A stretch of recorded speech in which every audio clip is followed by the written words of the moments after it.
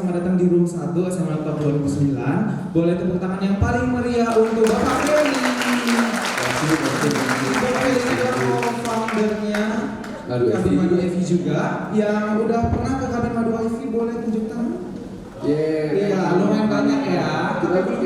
Kita bakalan ada lagi di tempat baru Kabin. Jadi teman-teman kalau udah ada waktu mampir lagi di tempat baru kita yang ada warna-warnanya ini. Jadi yang udah promo ke Kabin Madu Evi, nah yang belum harinya hari Sabtu ya Pak Ferry ya. Langsung setelah acara ini jam 6 ke Simpang Pos naik Almazar bisa, naik Sinabung Jaya juga bisa, langsung aja ke Kawan Jahe ya, besok baru pulang lagi ke Medan gitu ya.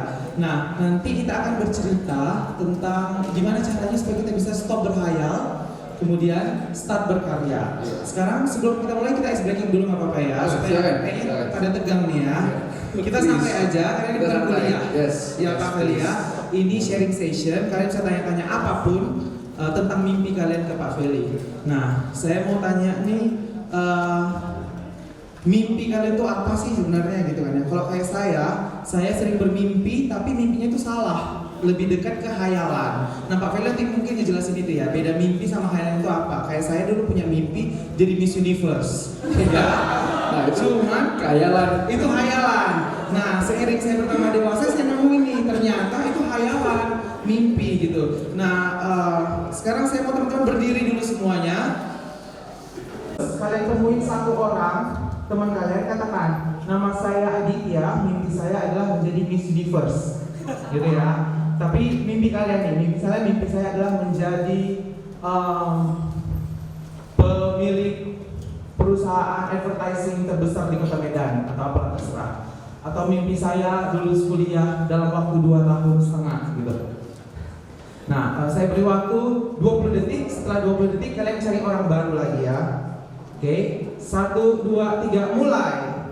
Ke teman sebelahnya dulu ngomong ya. Nama saya, mimpi saya.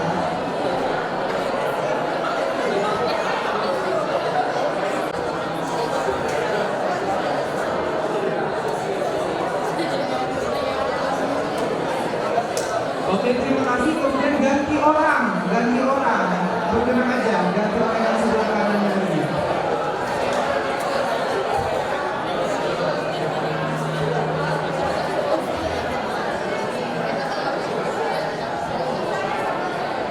Oke, cukup tepuk tangan dulu untuk kita semua. Kalau Pak Ferry mimpinya apa nih? Jadi itu yang mimpinya fasenya gue pribadi sekarang ini.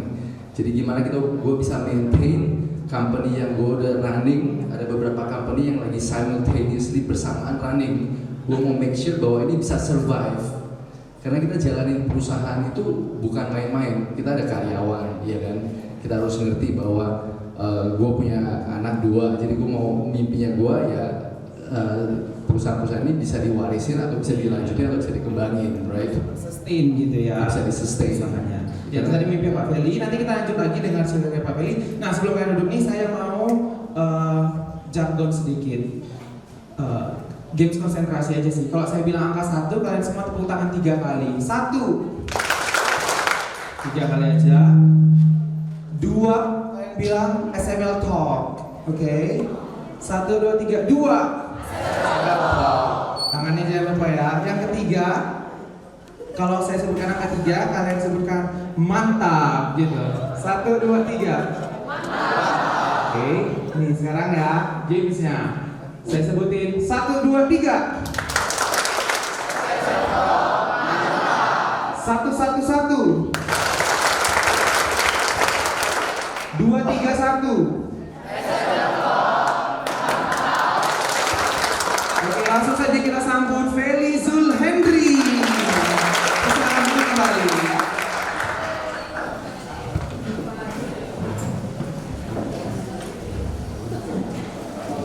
Selamat pagi menjelang siang teman-teman. Kita bakalan go through it really quick.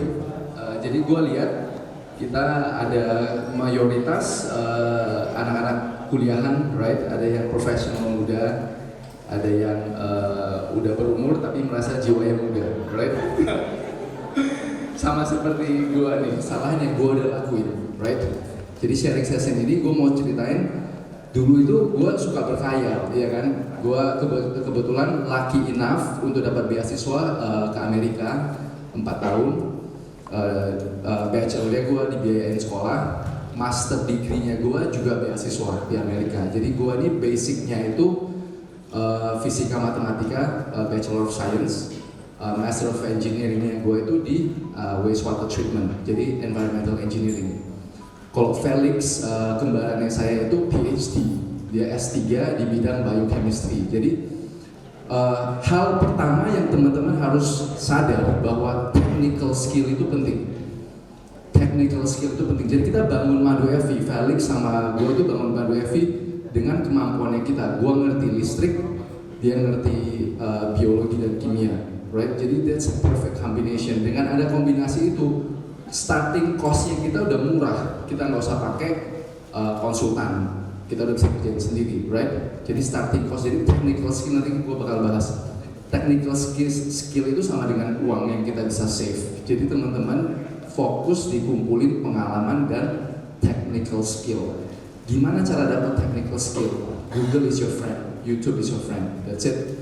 Jangan malas nonton YouTube, jangan malas search di Google untuk nimba ilmu, right? Kita mulai aja. Stop berkhayal, start berkarya. Jadi teman-teman yang lagi di bangku sekolah nih, kita selalu berkhayal.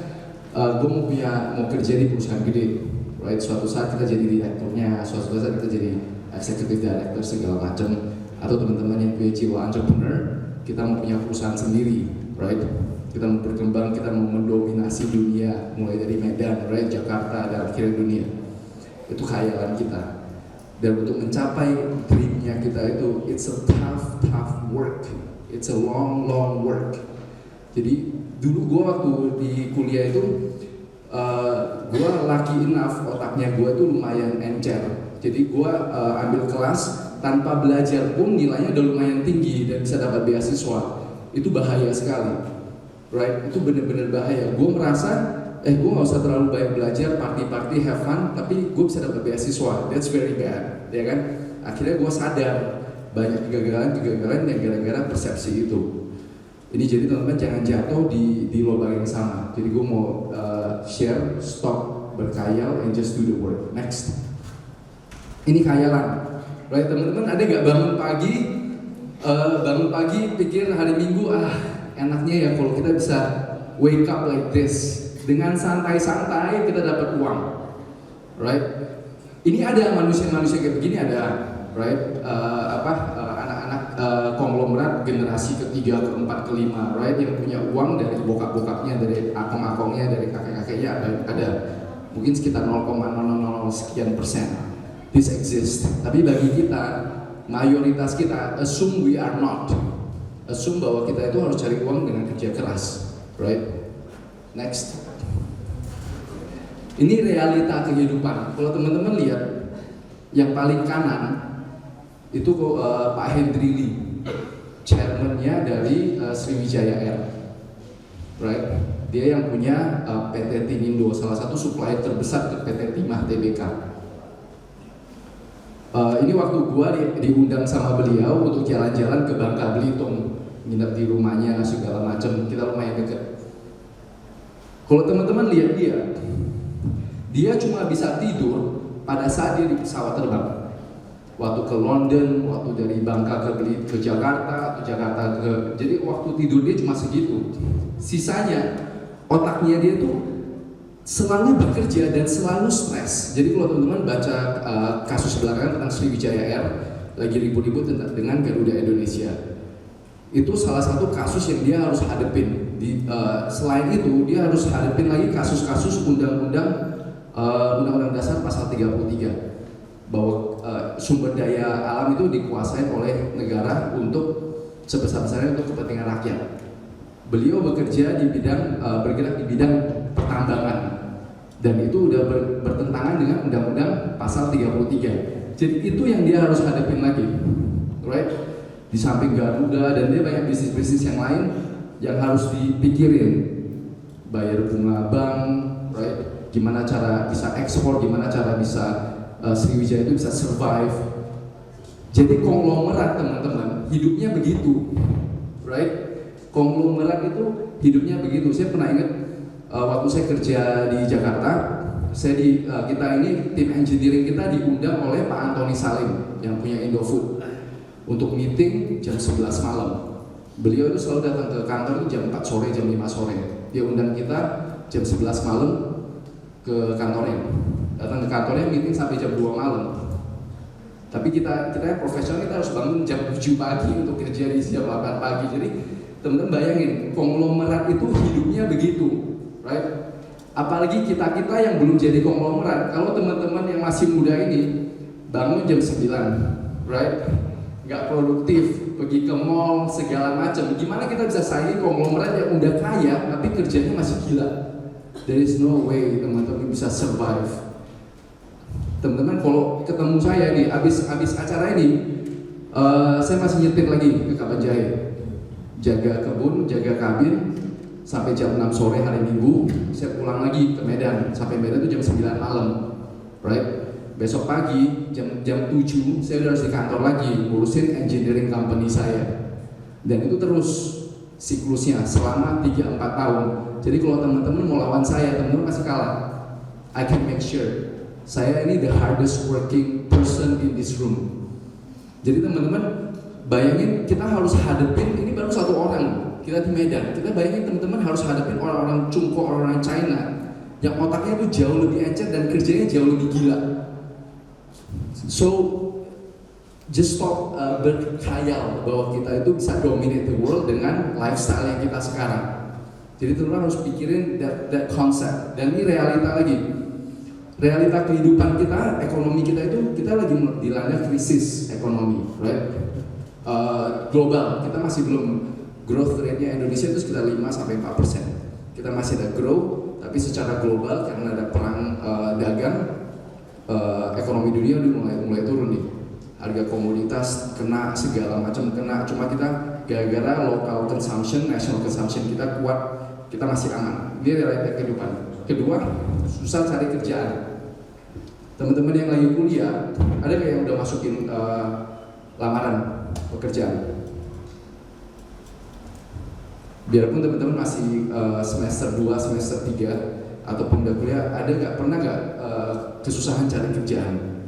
Ini yang kita hadapin. Jadi teman-teman bayangin, dari Wilmar, dari Unpri, dari USU, setiap tahunnya itu berapa ribu mahasiswa yang lulus, iya kan? Bayangin, seberapa ribu mahasiswa yang lulus dari itu setiap tahun.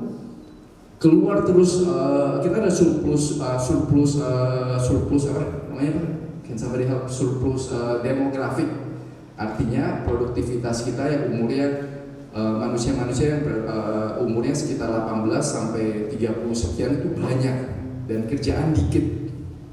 Jadi kita harus fight untuk menghadapi realita ini. Gaji pas-pasan. Di Medan berapa lah gaji? 2 juta, right? 2 juta teman-teman tahu. Kos paling murah itu 300.000 kalau nggak salah. 300.000, belum bensin, right? Belum lagi makan, belum lagi kita hang out di coffee shop. 2 juta, puff, gone. Dan inflasinya kita itu 10%. Jadi kalau gajinya kita itu nggak naik 10% tiap tahun, kita dead, kita gone dalam waktu sekian lama. Dan itu realita kehidupan teman-teman.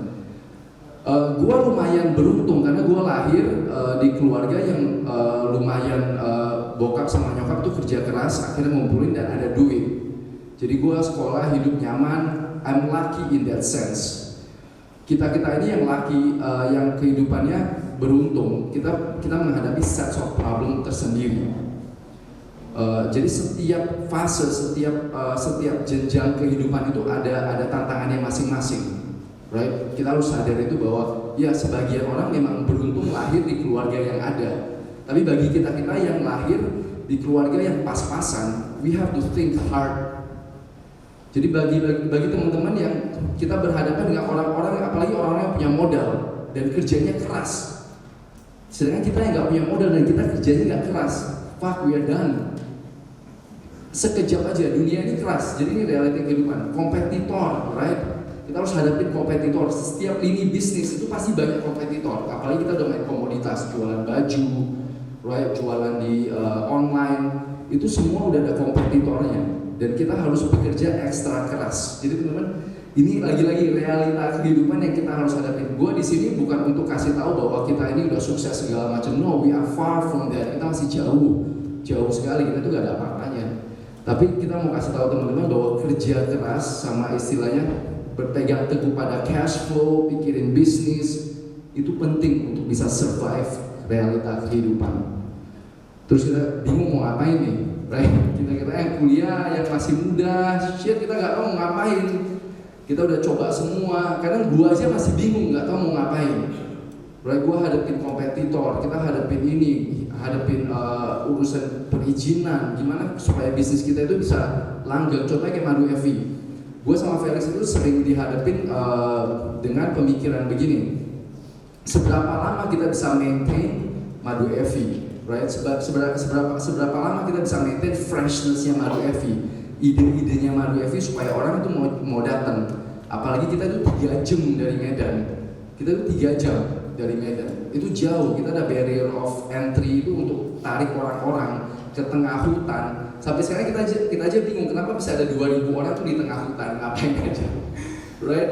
Tapi sampai sekarang kita jalani Madu Evi, kita bisa attract sekitar 2.000 orang kalau di hari Minggu itu. Kita kadang bingung. Oh lumayan juga nih kita bisa attract 2.000 orang dari 3 jam nyetir ke Madu Evi, berarti we must be doing something right, ya kan?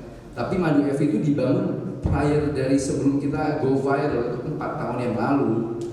Jadi teman-teman ingat, 4 tahun yang lalu kita udah bangun Madu Evi, baru sekarang kelihatan hasilnya 4 tahun kemudian, 5 tahun kemudian setelah semua kegagalan yang gue ceritain.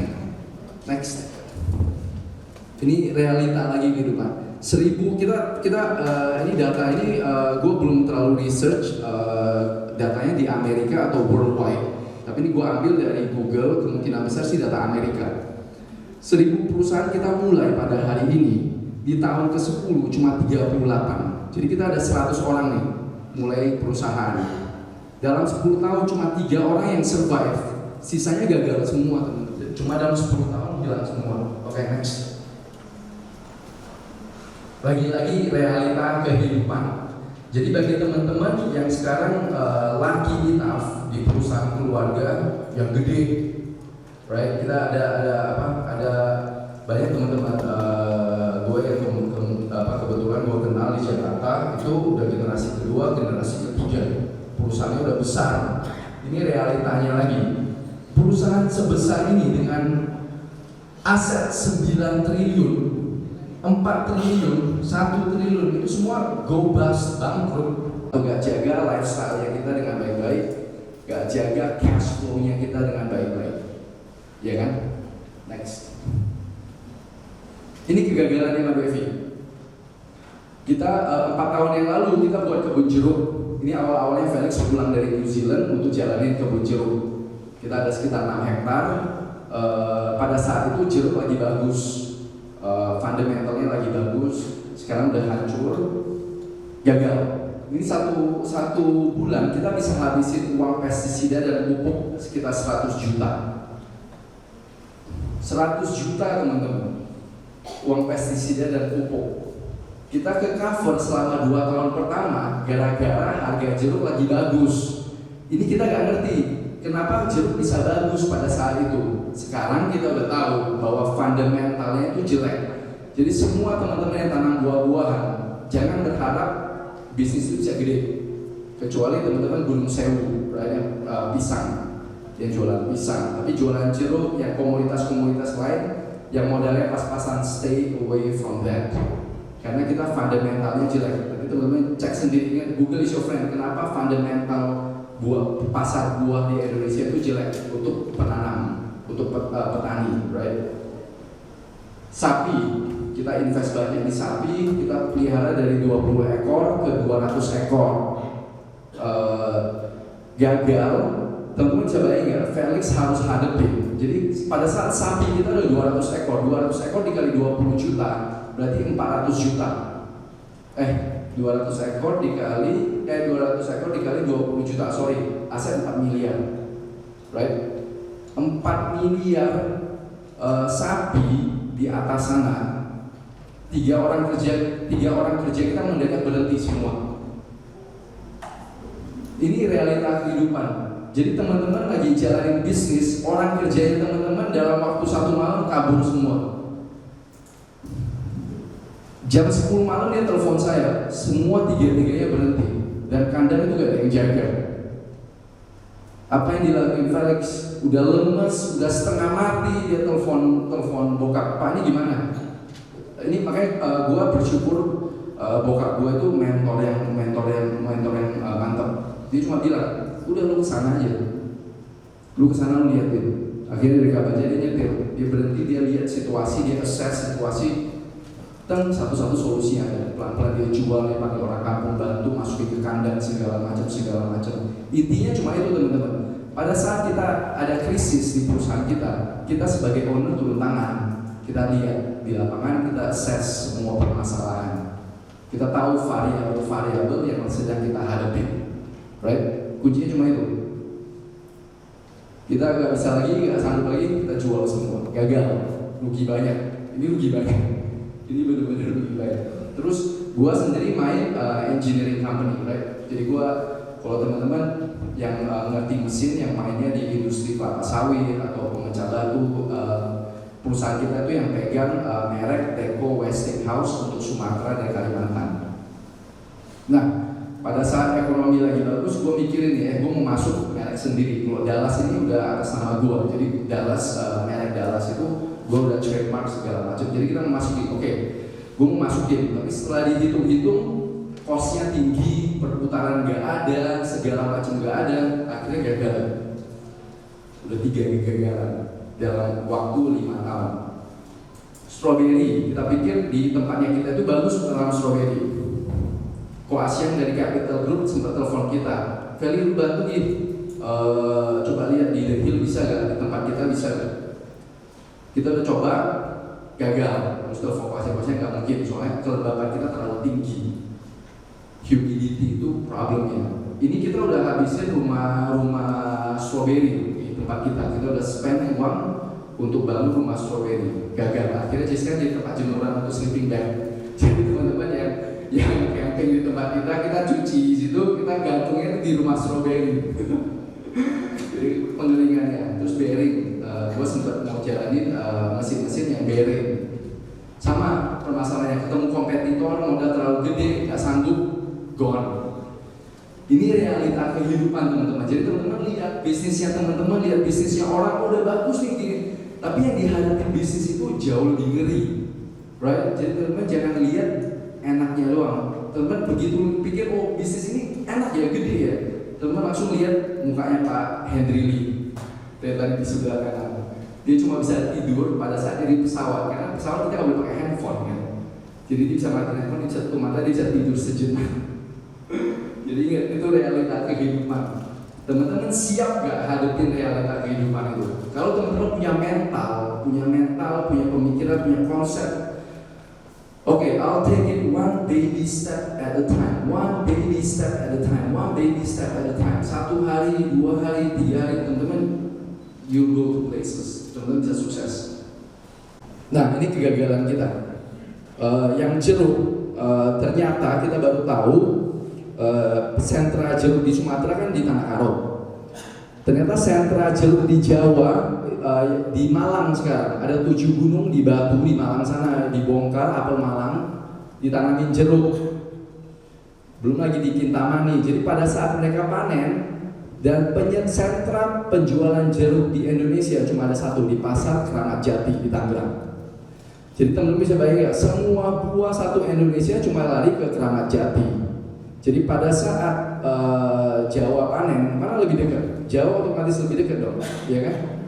Sumatera itu begitu jauh, kena masalah pasar, belum lagi biaya dari pestisida, pupuk yang habisin ratusan juta per tahun. Ratusan juta itu per bulan. Iya. Terus peternakan sapi, masalah teknis. Kita gak kuat, kita gak ngerti, kita bisa breeding, kita bisa memperbanyak sapi, tapi kita gak bisa maintain sapi itu. Gimana pada saat dia sakit, gimana cara handle-nya, infrastruktur kita gak kuat, kemampuan teknis kita juga gak kuat. Jadi ingat, teman-teman, sebelum teman-teman mulai bisnis, ini ini boleh difoto sih, boleh dicatat. Karena ini aja sih. Intinya ini, pasar, teknis, tentu punya modal atau enggak. Right? Lagi-lagi teknis. Teknis penting, 2 kali kemampuan teknis nongol. 2 kali kemampuan teknis nongol. Kompetitor yang terakhir. Right? Kita pertama pasar, ada gak pasarnya? Jangan teman-teman invest uang sebanyak-banyaknya sebelum ada pasar. Create the market. Sama kayak Madu Evi. Madu Evi selalu pasar dulu. Jadi Felix masukin 10 kotak lebah dari New Zealand. Pada saat dia udah produksi madu, gua yang di Medan mulai sibuk create pasar. Jadi teman-teman, 4 botol pertama yang Felix buat, gua masukin ke kantongnya Madu Evi, gua jalanin di Jalan Pandu. Satu-satu Jalan Pandu tokonya gua masukin. Mau coba gak madu asli? Mau coba gak madu asli? Jadi door to door salesman. Teman-teman bayangin, gua yang jalanin perusahaan engineering company, saking gua passionate sama ini, gua bawa itu 4 botol aja, gua masukin satu-satu. Kau mau gak dicoba? Akhirnya dari 4 botol, 1 botol toko Medan Teknik yang beli, gua masih enggak. Karena dia kasihan. Gua udah jalanin itu, akhirnya dia beli 1 botol. Right? Sekarang 4 tahun kemudian gak ada stok. Karena kita selalu habis, demand udah melebihi supply. 4 tahun teman-teman. Kalau pada saat gua masuk ke situ gak ada yang mau beli 2 bulan, udah pasti kalau gua berhenti udah gak ada Madu Evi, right? Bener-bener udah gak ada, dan kita mikirin terus marketing, pasar, segala macam. Kita Google, kita belajar terus. Jadi ini kegagalan itu selalu kita gak ada pasar. Kalau gak ada pasar, kita create the market sebelum kita invest, sebelum modal. Kita create the market, kita develop our technical skill, baru suntik modal. Ya kan? Ini dulu, create the market, udah ada kemampuan teknis, kita bisa produksi, udah bagus, baru kita suntik modal. Jangan sebaliknya, kebanyakan orang Medan yang gue lihat, modal dulu, disuntik sebesar-besarnya. Buka kafe, buka ini, buka itu. Pasarnya kita udah tahu bahwa pasar kafe itu super saturated. Orang Medan itu cuma sekitar berapa orang sih? 2 juta, 3 juta, paling hebat 5 juta. Kafe di mana-mana. Pasarnya kita udah saturated. Tapi kita suntik modal sebesar-besarnya untuk bangun kafe. Begitu kita suntik modal sebesar-besarnya untuk bangun kafe, gimana kita cara putar uang itu, right? Begitu barang udah jadi 3M satu kafe, 4M. Kita hire 20 orang kerja kali 2 juta, 40 juta per bulan. 40 juta per bulan dikali 10 bulan udah 400 juta teman-teman. Bisa gak kita jual? Bisa gak omsetnya kita itu 500 juta? 500 juta kita bagi 10 bulan, berarti 50 juta. Sedangkan marketnya kafe cuma weekend, 4 hari, 8 hari. Jadi kita pikir 50 juta dibagi 8 hari. Berarti 1 hari itu kita wajib bisa dapat 6 juta. Bisa gak? 6 juta kita bagi 20.000 satu porsi. Berapa teman-teman? Bisa kita jual ratusan porsi di kafenya teman-teman untuk bisa maintain 1 tahun punya itu. Kalau gak bisa maintain, stop. Gak mungkin bisa. 20.000 loh. Belum lagi nanti sebelah buka kopi juga. Kita udah turunin 18.000. Damn. Ya kan, sebelahnya buka lagi. Untuk jaga market kita harus turunin lagi 15. Itu artinya race to the bottom. Felix suka bilang, lu jalanin bisnis, jangan pernah sampai kita di fase dimana kita race to the bottom. Kita harus potong harga untuk bisa dapat market. Jadi teman-teman yang mau jalanin bisnis kafe, pikir dulu. Nah, bisnis kafe ini. Gue paling suka bahas bisnis kafe karena gue demen kopi. Gue minum kopi 5 gelas satu hari. Gue suka masukin satu kafe. Gue liatin mesin kopinya nih. Gue lihat ini mesin kopi, langsung Google 40 juta, Google 80 juta, 120 juta. Terus gue lihat di Madu Evi 4,5 juta. Right? 4,5 juta. Gue jual kopi susu plus aren. Di sebelah udah gak ada kompetitor. Setiap orang yang datang ke Madu FV, anggaplah 200 orang, 300 orang, setengahnya pasti minum kopi 150 cup. Satu hari gue udah bisa beli 2 mesin. Right? Jadi critical thinking itu penting teman-teman. Critical thinking, kemampuan teknis dipikirin sebelum teman-teman cemplungin uang, kecuali uangnya teman-teman udah gak berseri. Itu gue gak bisa ngomong, right? So think about that sebelum kita masuk. Kita assess pasar. Gua ngejalanin, nanti gua tunjukin. Sebenarnya gua jarang mau bahas soal engineering company-nya gua, tapi it's a good sharing sharing material. Pasarnya kita ini di Medan itu adalah kebanyakan itu sawit. Pasarnya itu pabrik-pabrik sawit, right? Sawit sama karet. Gua dari 2 tahun yang lalu, gua udah diversifikasi ke pemecah batu, ke PLN, ke apalagi ya, pabrik-pabrik plastik. Gua gak mau terekspos sama 2 pabrik ini, 2 industri ini. Banyak perusahaan-perusahaan yang gede, mereka ambil proyek, udah terekspos sama dua industri ini. Kita tahu karet dan sawit, 2 tahun belakangan itu ancur, ini baru mulai naik.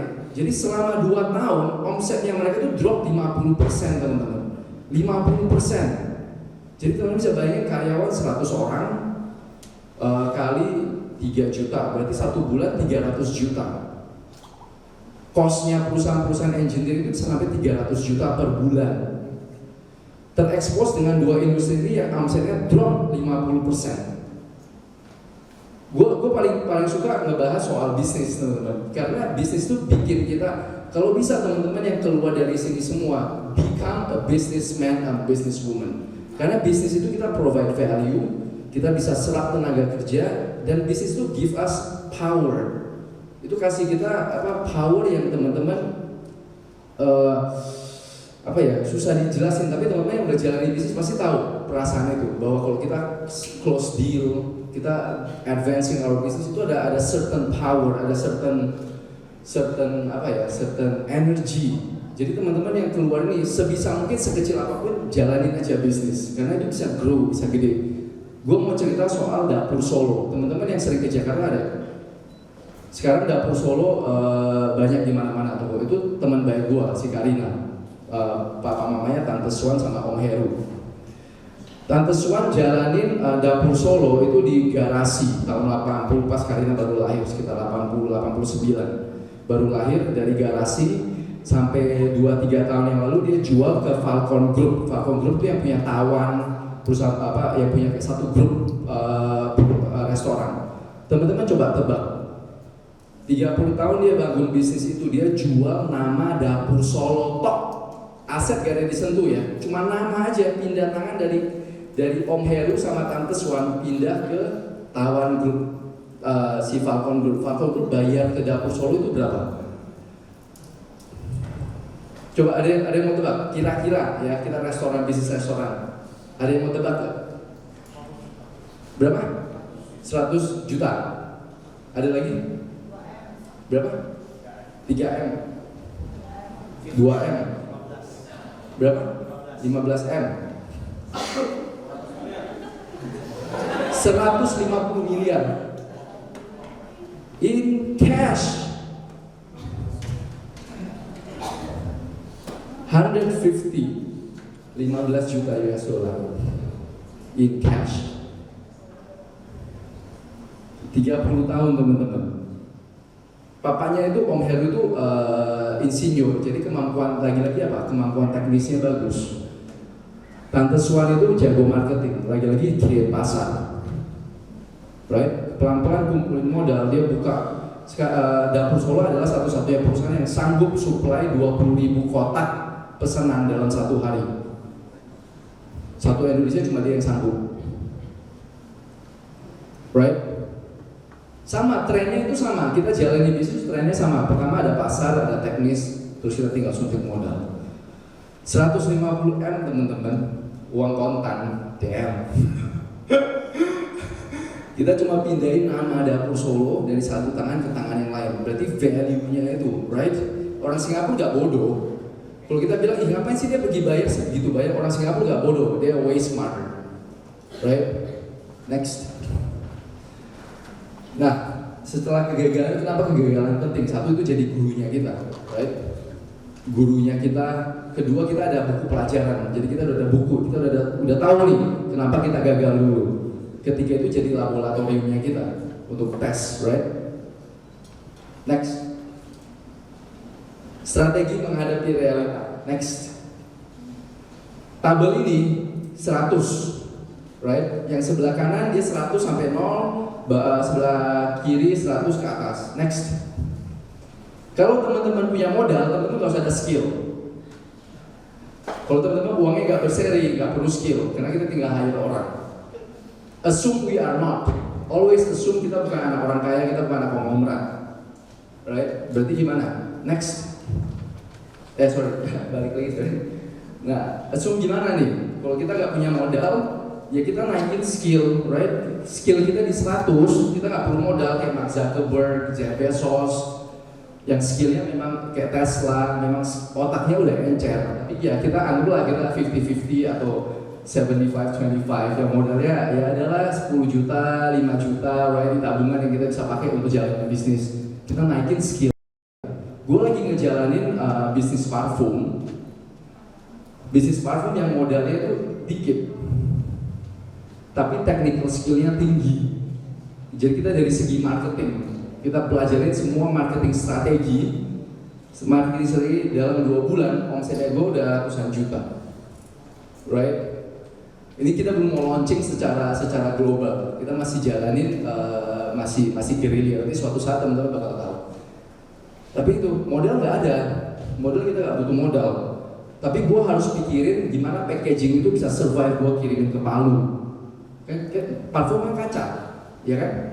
Desainnya kan dihancurin, dibanting sana banting sini. Gimana kita bisa solve pakai technical skill yang kita, engineering kita, packaging itu bisa survive JNE dari Medan sampai ke Irian Jaya. Kita tes semua, akhirnya kita dapat formula, dapat desain yang kita udah develop untuk bisa survive itu. Dan sekarang udah lumayan, ratusan juta tuh nggak bohong, dalam waktu 2 bulan. Nanti kita bakalan launching lebih gede. Gua usahain dalam 1 tahun kita bakal ada showroom. Next, ini pengalamannya gua. Ingat, teman-teman nggak punya modal, technical skill penting. Gua waktu di Principia College itu gua jadi tukang cuci piring. Gua cuci piring dari awal, cuci piring, gua bersihin dapur, gua akhirnya dipromo jadi tukang grill, akhirnya gua dipromo jadi student manager. Felix dulu dikerja di Pizza Hut segala macam, akhirnya dia jadi manager di restoran. Madu Evi itu bisa serve makanan untuk 2.000 orang. Dan kita nggak punya background jalanin restoran. Kenapa? Karena gua 4 tahun ngejalanin F&B, kantin sekolah yang bisa serve 500 sampai 600 orang sekali sitting. Jadi kita ngerti kenapa menu itu, teman-teman yang punya restoran ingat, menu itu teman-teman seminim mungkin. Jangan menu sebanyak-banyaknya. Itu waktu gua di Chicago, kan gua sempat di Chicago di Illinois Tech. Gua kerja di restoran Itali, middle upper di north side-nya Chicago. Menunya mereka itu appetizer 3, main 4, dessert 2, sisanya wine selection. Jadi pada saat rush datang, orang udah tahu oh restoran ini terkenalnya sama yang ini nih, karena menunya dikit. Jangan teman-teman buka restoran brok, Indomie, semua everybody is doing it. Begitu kita banyak menu, kualitas kita drop. Bagi teman-teman yang jalan restoran, menu banyak, kualitas kita drop, kita harus buang banyak waste, sayur-sayuran, daging, segala macam. Think about that. Itu yang kadang gue bingung. Gue datang ke bisnisnya kita mau scalable. Ini gue sedikit bacot ya, nggak apa-apa. Kita kan bisnis kita mau scale, kita mau bisa banyak cabang. Teman-teman perhatiin restorannya KFC sama McDonald, mereka yang paling banyak, paling gede sedunia. Menunya itu nggak ada, menunya itu dikit, ayam sama burger, that's it. Jadi scalable. Orang yang mau kerjain, gue kasih lu resep, lu buka, lu bayar gue franchising fee. Gue ajarin lu, gue resep. Begitu teman-teman menunya banyak, teman-teman ajarin orang yang belum pernah jalan restoran apa gak mati. Right? Kita mau bisnis gede, menu banyak, terus kita mau branch, itu lagi-lagi khayalan. Kita hidup di khayalan. Think about it. Jadi teman-teman pikirin itu di YouTube ada semua. Teman-teman klik aja YouTube. Gimana McDonald gede, gimana KFC gede. Kenapa suatu bisnis itu franchise-nya gede? Yaitu limited menu, very seasonal. Untuk bisa gede, itu F&B, itu sedikit ranknya dari gue. Dan kita bangga, gue sama Felix bangga kita bisa serve 300-400 orang di Madu Evi di tengah hutan with no problem. Apalagi pas lebaran 2000 orang, semua mau makan. Ya sedikit komplain wajar, right? Lama wajar, tapi kita sanggup untuk serve itu semua tanpa punya pengalaman jalan di restoran, right? Gue lama di Illinois Tech di Chicago. Gue sebagai master dapat beasiswa di Illinois Tech di wastewater treatment di air limbah, penanganan air limbah. Setelah dari Illinois Tech, gue jadi proses engineer di San Francisco, pabrik air limbahnya San Francisco. Lagi-lagi teman, kemampuan teknis itu penting. Technical skill itu nomor 1. Terus gue kerja di Sinarmas Group di bagian procurement, pembelian. Jadi semua proyek yang 2 juta US dollar ke atas itu lapornya ke gue. Pembelian boiler, pembelian machine paper, pembelian packaging machine, itu harus melalui gue. Yang kelima, Satria Electric, ini engineering company, dirintis bokapnya gue. Ini gue lagi lanjutin. Keenam, Madu Evi sama kabin Madu Evi. Kita udah masuk ke hospitality business. Gue sama Felix itu gak ada pengalaman sama sekali. Felix sama sekali gak ada pengalaman di hospitality business. Tapi kita belajar dari YouTube. Gimana nih cara ngomong kalau tamu lagi marah, right? Kok lama ini makanan gue gini, kok begini. Pada saat tamu lagi naik, kita gimana? Nanti gue bakalan ada satu, teman-teman cek aja fv.creative di Instagram. Gue bakalan post training course yang gratis, teman-teman boleh lihat. Jadi gue lagi susun satu bahan untuk hadepin gimana cara kita improve customer service. Bayangin teman-teman, ini gimana sih makanannya gini. Kita gimana? Otomatis ikut naik kan? Right? Teman-teman yang orang Medan yang suka telepon, right? Yang hadapin customer pasti ikut naik, langsung marah. Anjir, kurang ajar, right? Itu reaksi itu normal, itu wajar. Kalau gua sama Felix, sorry ya kak ya, kita benerin nih, kita kasih gratis. Sorry ya kak ya, kita langsung turunin. Teman-teman perhatiin cara Pak Jokowi ngomong, always slow. Praktek ini, teman-teman praktekin. Pada saat orang marah-marah, oh sorry ya kak ya, sorry ya Ci, sorry kok, ini gue beresin sekarang. Dengan low baritone voice dan tenang, dia orang tenang, tamunya langsung tenang. Cuma itu aja teman-teman. Thank you ya, sorry. Orang ini dari paling males mengeluarkan kata sorry, padahal itu gratis bro. Itu gratis, kita dapat bintang 5. That's it. Yang paling penting di bisnis kita tuh bintang 5, customer service. Orang datang, oh ini enak nih. Biarpun tempatnya biasa aja, Madu Evi itu biasa aja, tapi kita terkenal dengan ramahnya kita. Madu Evi itu biasa aja, teman-teman datang pemandangannya bagus segala, tapi feeling itu kita udah train staffnya kita untuk ramah ke semua orang. Kita omelin. Bayangin tuh orang Karo, orang Batak, digituin, damn. Apa enggak sasaknya naik? Right? Itu kasus-kasus yang kita harus hadepin setahun 2 tahun yang lalu. Si Catherine, adik angkatnya kita, si Catherine dari dapur lari keluar marah-marah ke tamunya. Gara-gara bahasa tamunya orang Karo, dia ngomong sesuatu yang kasar, jadi si Catherine dengar. Naik sasanya, dia teriak-teriak ke tamunya, hal-hal gitu loh, right? Kita harus ajarin bahwa customer service Medan itu very bad in customer service. Teman-teman datang ke kafe dulu. Bagi teman-teman yang mau jalan ke kafe, tolong perhatiin customer service. Kita duduk. Orang kerja ambil menu. Right? Semuanya kayak begitu, semuanya. Ini yang makanya saya agak sebel sama orang-orang yang invest di kafe. Mereka gak invest di SDM, bosnya gak pernah turun. Gue gak pernah lihat kafe di mana bos itu Tante Swan 150M. Tante Swan every day for the next 30 years dia di situ. Dia jual bisnisnya itu 150 miliar teman-teman. Dia every day itu dia di rukonya dia turunin, dia kasih dia, oh Pak butuh apa? Damn man, dia punya bisnis terbesar kotak nasi kotak se-Indonesia aja mau turun. Teman-teman baru punya kafe yang 4M aja masa nggak mau turun? Damn. Right? Itu hal-hal begitu yang capek lah kalau gua kan bisa. Gua sama Felix tuh suka kan, lu lihat nih kayak kafe-kafe begini. Felix juga iya. Kita tuh lihat tiap hari gara-gara customer service, bad customer service di Medan, very bad. Tolong bagi temen-temen, biar teman-teman yang jalan kafe, tolong temen bosnya turun, liatin anak gua, liatin staff. Oh, ini ngomongnya kurang bagus, sini Wahyu sini. Ini gua ajarin, gua ngomong sama dia begini. Kayak gitu. That's how to become a leader, a business leader, teman-teman. No matter how small, no matter how big your business, bosnya itu harus turun. Bosnya Gunung Gahapi, Gunung Raja Paksi, baru TBK. Dia orang Medan. Kalau teman-teman ke pabrik di Cilegon, bosnya dia itu naik motor kelilingin pabrik, teman-teman. Itu bos yang pabrik besi yang udah mungkin 20-30%-nya ukurannya Krakatau Steel, salah satu pabrik terbesar. Dan sekarang dia yang satu-satunya bisa bikin plate, pressure plate untuk boiler di Indonesia cuma Gunung Raja Paksi, bisa saingin pabrik di Spanyol.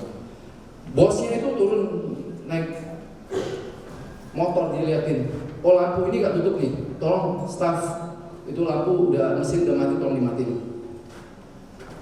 That simple, teman-teman, that simple. Cuma kita mau tahu bisnisnya kita aja. Kita turun, kita jalan, kita liatin, oh lampu ini kurang nih, pagar ini kurang nih, listriknya kenapa begini nih, coba cari tahu. Hal-hal simple itu masih dijalani sama konglomerat. Masa kita yang punya bisnis gak seberapa, kita gak mau kayak begitu sih, right?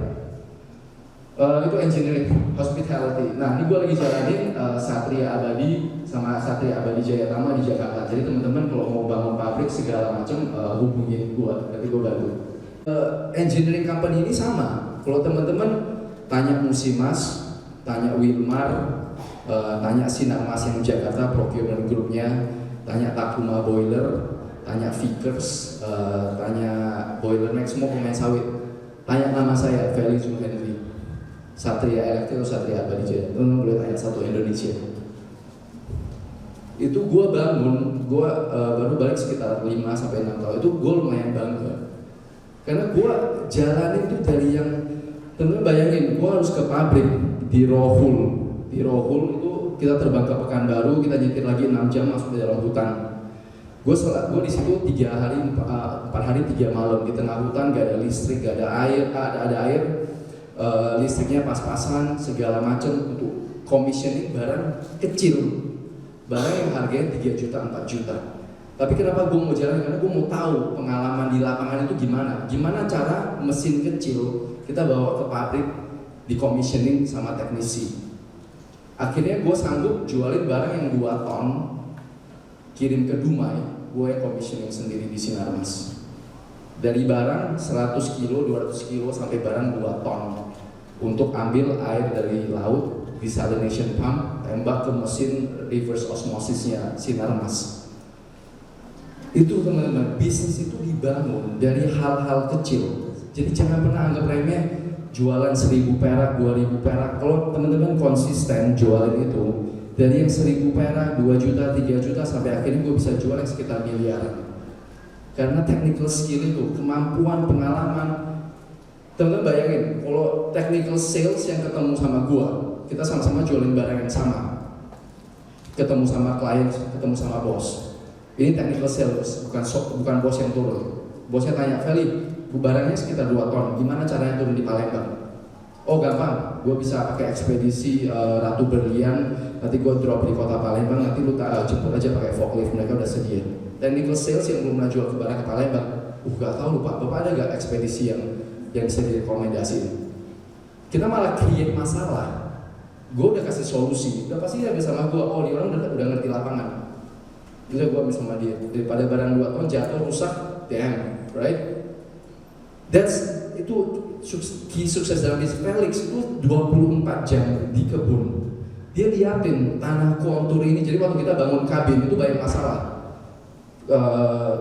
Banyak masalah kontraktor segala macam. Gara-gara dia tiap hari dia liatin kontur gunung, dia tiap hari dia jadi second nature, jadi naluri dia. Pas dia lihat dalam bangun kayak begini, dia telepon, bro ini nggak boleh kayak begini, karena pada saat hujan nanti longsor.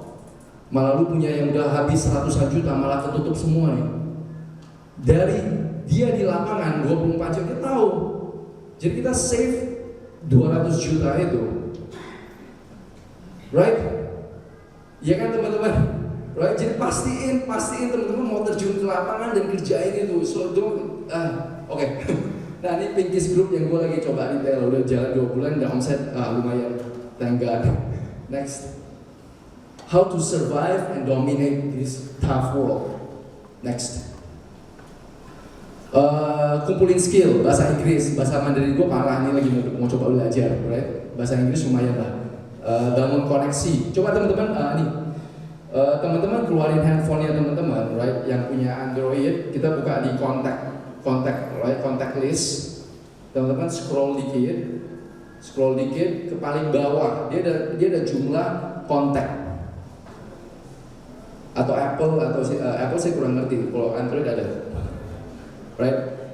Saya mau semua angkat tangan yang punya contact person 50 orang dan ke bawah. Jumlahnya. Gak ada? 100 orang dan ke bawah. 100 orang, 200 orang dan ke bawah. 200 orang. 300 orang dan ke bawah. 300, mantap. 400, nice. 500, nice. 600, nice. 700, mantep kak, mantep. 800, nice. 900, nice. 1000, nice. 1500 ke bawah. 1500, nice. 2000 ke bawah. 2000 ke bawah. 2500 ke bawah. 2000, nice. 2500 ke bawah. 3000 ke bawah. 3000 ke bawah. 3500 ke bawah. 4000 ke bawah. Gue punya 3700. Gue punya 3700 kontak. Salah satunya bos Henry Lee, Pak Frankie Wijaya, right? Kosinsin itu sekarang CEO-nya Gunung Sewu. Jadi teman-teman kalau makan Sunpride, pisang Sunpride, right? Yang punya Sequis Life, nah itu CEO-nya teman baik saya. Teman-teman pastiin kontaknya teman-teman itu bertambah terus. Right? Karena ini direct contact ke pasar dan direct contact ke supply chain-nya kita. Jadi kalau gue mau cari sesuatu untuk bisnisnya gue tinggal buka aja. Gue tinggal cari, kita kategoriin. Oh ini gue ketemunya di sini jualin apa, right? Ini ketemu ini jualin apa, ini tukang, ini apa. Jadi ada semua. Jadi kita gak habis waktu, right? Dan kita udah meet in person. Gue ada 3.700 di satu handphone, kalau nggak salah di situ ada 4.000 deh. Being professional ini, jadi teman-teman kerjain apa sesuatu itu harus profesional. Being professional. Soft skill, ya kan? Soft skill kita ngomong cara orang lihat gimana dia marah. Pada saat dia marah kita turunin suaranya kita, right? Self learning dan hungry for knowledge. Gua sama Felix setiap hari buka Blinkist, kita buka YouTube, kita buka Google, dan kita baca terus. Kita consume information, consume knowledge, consume technical skill. Next. Ini yang paling penting. Eliud sama Usain Bolt, bedanya siapa? Bedanya apa? Yang satu maraton, satu sprinter, ya kan? And life is marathon. Next. Believing, skill yang paling penting teman-teman. Kita percaya bahwa hidup itu maraton. Average life, anggaplah kita 65 tahun, sekarang udah mulai naik. Jadi kita ada 31 juta detik dikali 65. Waktu kita itu panjang teman-teman. Jadi kalau kita kasih bisnis kita cuma survive 2 bulan atau 3 bulan atau 1 tahun, we doing injustice. Kita tuh gak fair sama bisnisnya kita. Kita gak fair sama baby-nya kita. Kita cuma kasih dia waktu 1 tahun. Sedangkan Tuhan kasih kita waktu 65 tahun. Masa bisnis kita kasih 1 tahun? Right? We being unfair. Next.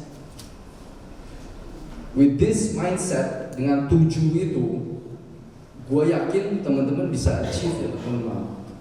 No matter how big, no matter how small, ngerti kan? Next, nih dalam waktu ini achievementnya kita ya, gue paling suka. Dalam waktu 4 tahun kita masuk ke dapat destinasi terkreatif populer dari Kementerian Pariwisata. Terus kita pernah hit di Google search-nya kita itu hampir 1 juta orang yang cari Madu Evi. Hampir nih 694 ribu. Dan cuma dalam waktu 4 tahun lah, kita dalam 4 tahun. Tapi kenapa? Karena kita believing that it's marathon dan kita doing it. Technical skill-nya kita pupuk, like customer service kita grow. Next. Ini gue sebenarnya paling gue gak mau nunjukin ini kesannya kayak bragging, right? Tapi ini mesin yang gue jual. Ini PO terbesar yang Indonesia buka untuk Italia. Dan itu gua yang buka 100 unit sama 80 unit 200 unit pemesanan mesin ke Italia. Itu gua yang buka se-Indonesia. Next.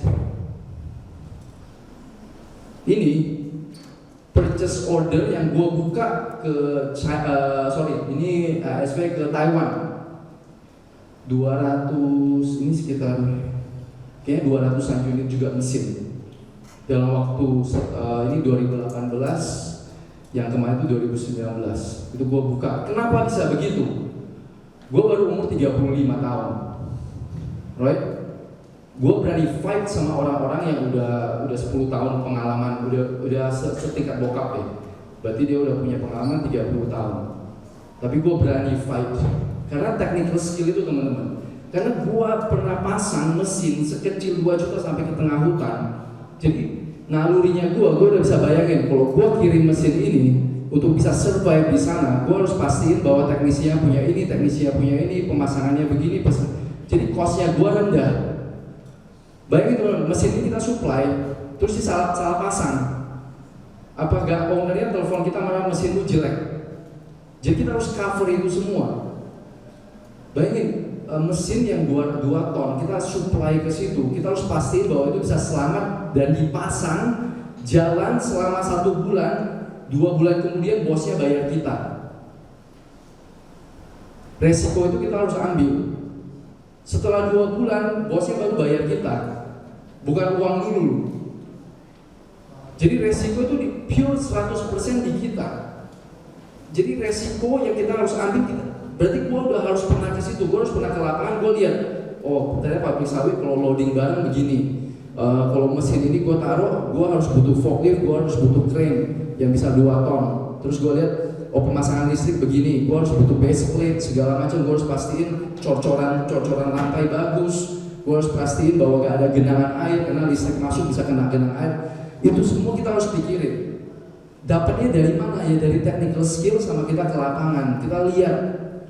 Ini belakangan gue baru tahu ternyata pemasangan sprocket, pemasangan mesin gigi di satu Indonesia pabrik sawit salah. Jadi selama bertahun-tahun pemasangannya itu salah. Gue yang kasih tahu ke mereka, lu orang cara pasangnya salah. Ini dokumentasinya. Begitu mereka salah pasang, berarti costnya mereka itu tinggi. Mereka harus beli mesin yang gede untuk sesuatu yang nggak perlu. Gue baru kasih tahu nih, lu orang cara pasangnya salah. Kenapa lu orang belinya gede-gede kayak begini? Jadi gak kompetitif. Kita gak bisa compete lawan Malaysia. Sawitnya kita tuh gak efisien. Lawan Malaysia kita kalah dari segi production. Ya gara-gara hal konyol kayak begini. Gak ada self improvement. Orang yang jualan barang udah 30 tahun jualan barang, lu gak pernah kasih tahu dia salah. Berarti kan dia gak punya self improvement. Berarti dia sebagai bos, dia gak tahu dia jualan barang ini pasangnya salah selama 30 tahun. Padahal tinggal Google aja. Gue dalam waktu 6 tahun gue bisa dapat permasalahan. Next. Ini 2 slide terakhir. Udah lewat waktu. Beware of the trap of comfort zone. Jadi teman-teman kalau bangun jam 7 pagi, jam 8 pagi nyaman, mandi, kita ke kantor, pulang, makan, that's very dangerous. That is very dangerous teman-teman. Begitu ekonomi downturn, gone. Teman-teman saya tuh yang di Lehman Brothers udah gaji tinggi, dalam waktu 1 malam packing pulang nggak ada, rumah habis, segala macam habis, tabungan habis. Semuanya habis, saham kan drop sampai ancur-ancuran. Jadi semua life saving itu habis. Jadi teman-teman yang punya index fund, punya mutual fund, punya unit link segala macam itu dong. Ini beware of the trap of comfort. Jadi gue bangun, gue selalu paranoid. Nanti kompetitor gue masukin barang apa ya? Gue madu EV itu gimana ya supaya bisa improve ya? Gue punya parfum kalau mendadak supply berubah, wanginya beda itu gimana ya? Right? Itu beware of that trap of comfort. Jadi gue bangun pagi, gue bangun jam 6, gue tidur jam 11. Gue gak pernah tenang hidup gue, dan gue siap untuk gak tenang sampai 20-30 tahun ke depan. Gue gak mau hidup gue itu tenang selama 30 tahun ke depan. Jadi kalau teman-teman mau hidup teman-teman tenang, ya it's fine. Tapi ujung-ujungnya it's bad news, very bad. Beware of it. Bagi teman-teman yang masih muda, jadi teman-teman lagi masih muda, masih main game, right? Masih santai. Oh kiranya ada bokap nyokap yang bisa support segala macam, bangun mandi, santai-santai ke mall. Beware of that trap. Karena kita masuk very uncertain time. Dan kita harus siap, kita harus ada tabungan, kita harus ada bisnis ini, bisnis itu, kita harus kerja, ngerti kan? Sebisa mungkin be productive. Ini very dangerous. Gue udah ketemu banyak orang yang begini. Mau anak orang kaya, mau anak orang miskin, mau anak orang yang sedang-sedang. Very comfort, very dangerous.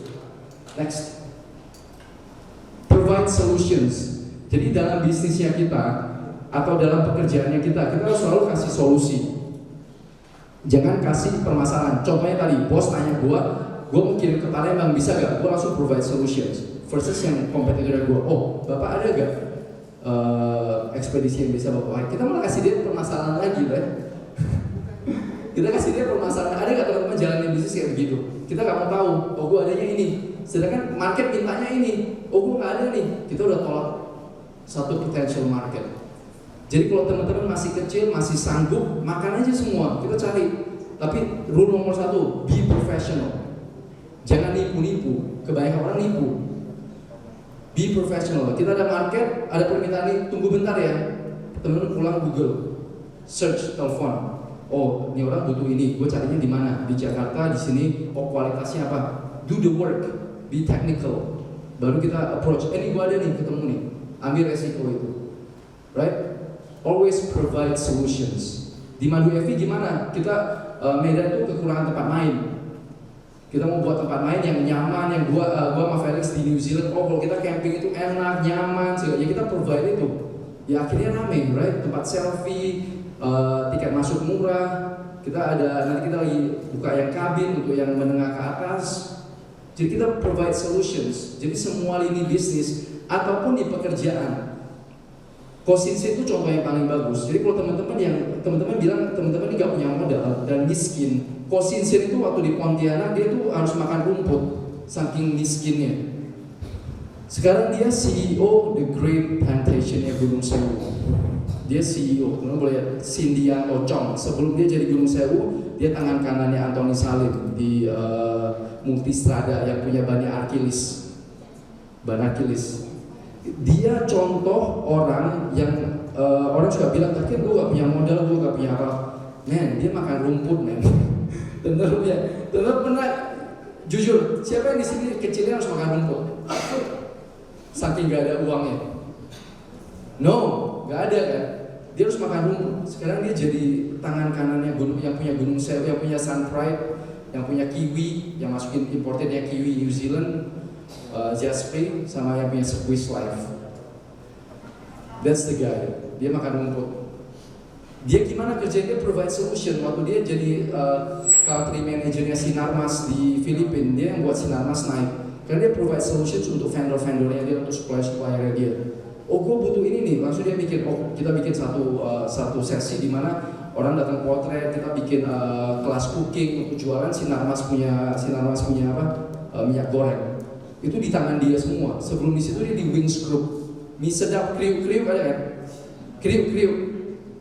dia makan mie, dia lihat gimana ya gue bikin slogannya kriuk-kriuk. Jadi teman-teman sekarang tahu kriuk-kriuk dari Pak Sidianto Chong. Thank you so much. Kita masuk question. Kita bakalan share soal tips-tips yang gratis-gratis. Iya, langsung follow Instagramnya karena kita punya waktu lagi untuk question and answer. Kita nanti Q&A-nya via Instagram, online Q&A. Nah, langsung saja kita undang perwakilan dari SML1, Bapak Stephen Guntur untuk menyerahkan plakat kepada speaker kita yang luar biasa. Oke, nah sekarang kepada Bapak Feli Zulhendri, boleh tepuk tangan untuk speaker kita di sesi pukul 11. Selanjutnya kita akan lanjutkan. Ya, kami persilakan kepada Bapak Stephen dan Bapak Feli Zulhendri untuk mengambil foto, mengambilkan